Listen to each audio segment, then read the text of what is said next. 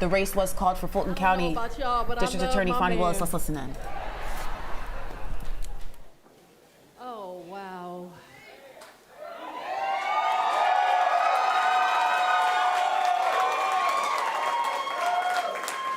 Can I take my time? I am just so humbled and so grateful to the citizens of Fulton County who made this possible. Tonight, they delivered a strong and a powerful message. They want a district attorney that believes everyone deserves to be safe and everyone is entitled to some dignity. And it's a message that's pissing folks off, but there is no one above the law in this country, nor is there anyone beneath it.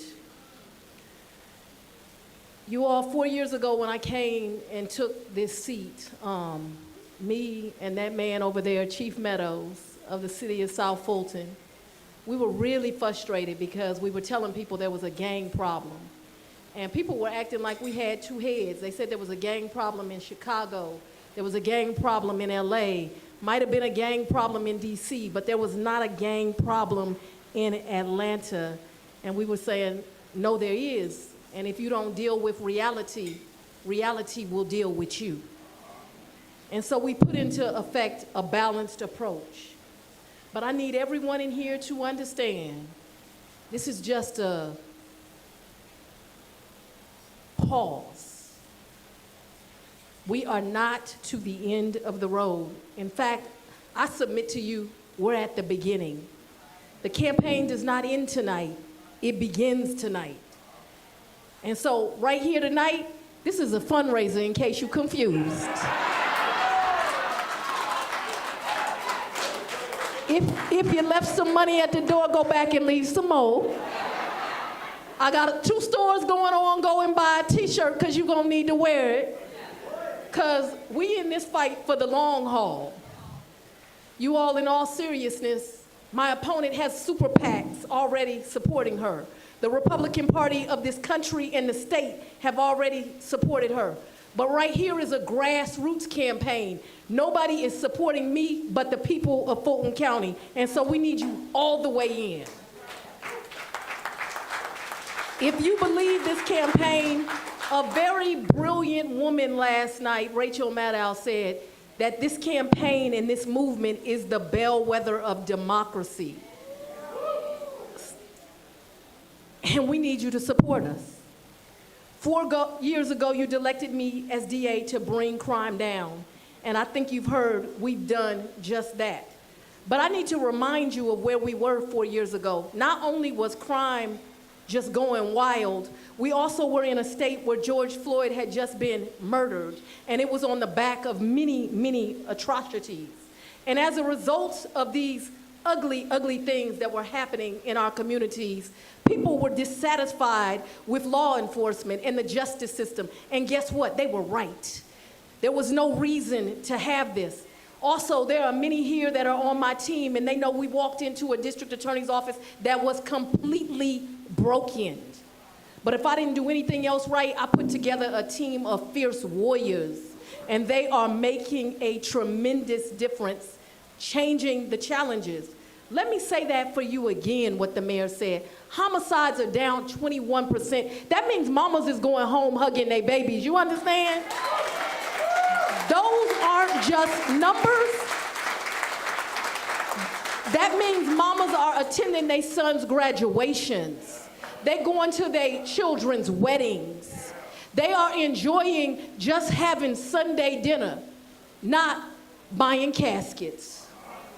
I need you to understand that violent crime all over is down 25%. Rape is down 49%. Some of you will say, the doubters will say, well, crime is down all over the country. Yeah, it's down 5%. We're doing something right here in Fulton County. Understand, we have the 3rd largest crime drop in America. We only chasing San Antonio, Texas, and Arlington, Texas, and they about to be in my rear view if you know me.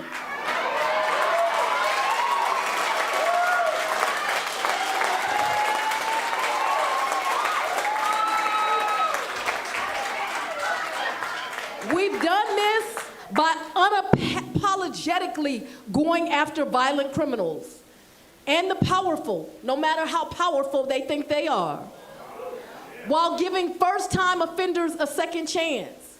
We've developed programs for young people. I have the REACH program. It is the only program like that in the country where a DA's office is in the school system all year long. And folks challenge me on my budget, but Akeem Woodard, what I tell them, I'd rather see them in the classroom than in the courtroom.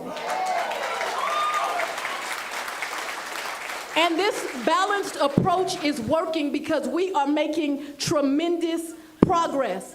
But please understand, I'm just getting started. Making this community safer.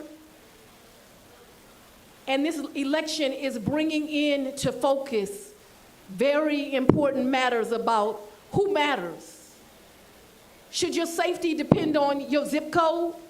What about your race? Should it depend on who you choose to love? Should it depend on if you're male or female? Bishop, I think it should apply to all of them. What you think, Bishop Jackson? I want you all to understand, hear it now. My opponent is completely unqualified. Completely. She has less than 4 years of practicing law. She has never been in a criminal courtroom.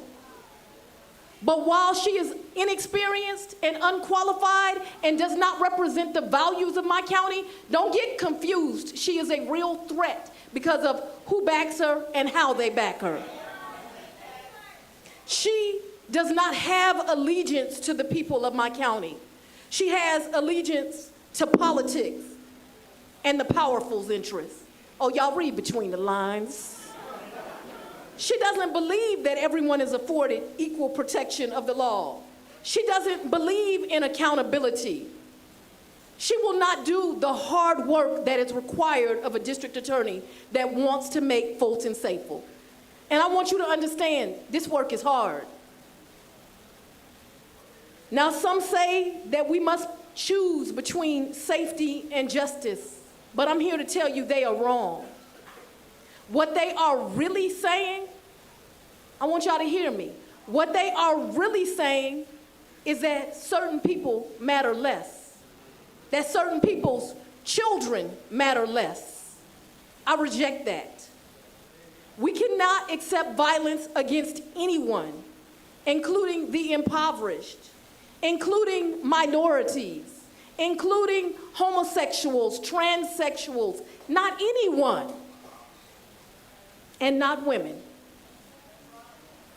As Matthew chapter 25, verse 45 says, truly I tell you, whatever you did not do for one of the least of these, you didn't do for me.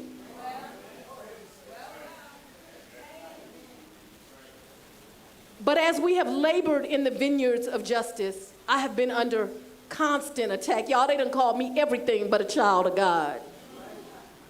I've had to move out of my home where I raised my 2 beautiful daughters. From the bottom of my heart, Chief Meadows, I will never be able to thank you enough for your team of servants that every day, folks don't know, twice a day, you had bomb dogs at my house. They don't know that you constantly kept the police on me. You don't know, they don't know that Chief Shearbaum made sure when I got to that courthouse I was safe. They don't know the team that it took just to make sure I kept breathing. And I owe you and Chief Shearbaum and law enforcement my life.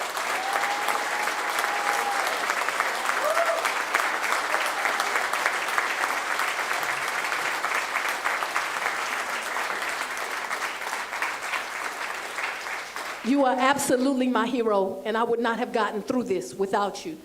But even with all the threats on my life, it is nothing compared to what the victims of violent crime in Fulton County have too often experienced, the deep sadness that comes with being made a victim. See, this is what they don't understand. They can attack us, they can beat us down, but they will not succeed. See, they don't know the fire that I come from. They don't know that Brother John Floyd. But this is the fire that we are made from. All the attacks in the world can't stop us, and they will not stop us. This is a fight for safety. It's a fight for justice, but it's a fight for the rule of law. And we are just at the beginning of this fight. So I ask you to dig deep and keep fighting. Y'all missed it, it's a store in the back. I want to thank my supporters. I want to thank my daughters who have gone through things 20-year-olds should not have to go through. I want to thank my father who had to be displaced, who had to literally monitor my house just to make sure his child was okay. I have a really deep thank you to my friend and my partner, Mayor Andre Dickens, and a hero of mine, former Mayor Shirley Franklin. I want to once again thank Chief Darren Shearbaum, who when Dre put him as the chief, instantly said, I'm in this fight with you, and I recognize there's a gang problem.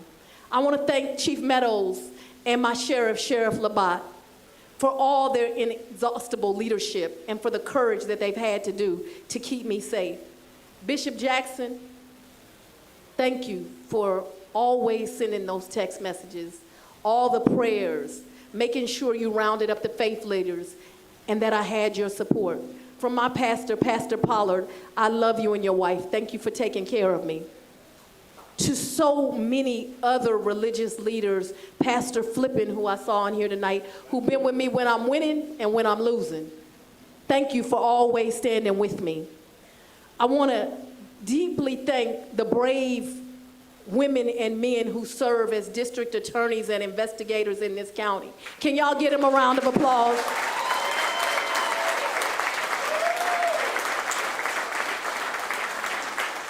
In case y'all don't know, we the best to ever do it. You heard what I said? We the best to ever do it. To my campaign team, Charlie Bailey, Keisha Carter, Jeremy Howard Harris, Chris Hutman. We did that. I think they said 90, that's what I heard. Lastly, thank you to my dad for teaching me that everyone is entitled to dignity and everyone deserves justice. Thank you to my children for giving me the inspiration to keep getting up and doing this job. In the words of Dr. Martin Luther King Jr., the arc of the moral universe is long, but it always bends towards justice.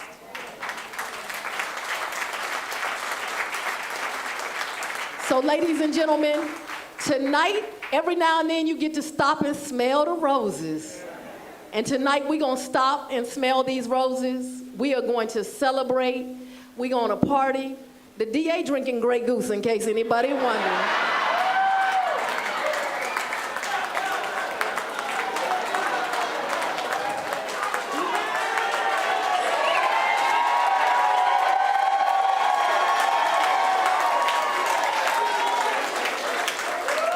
We got a different kind of DA down here in the dirty, dirty South.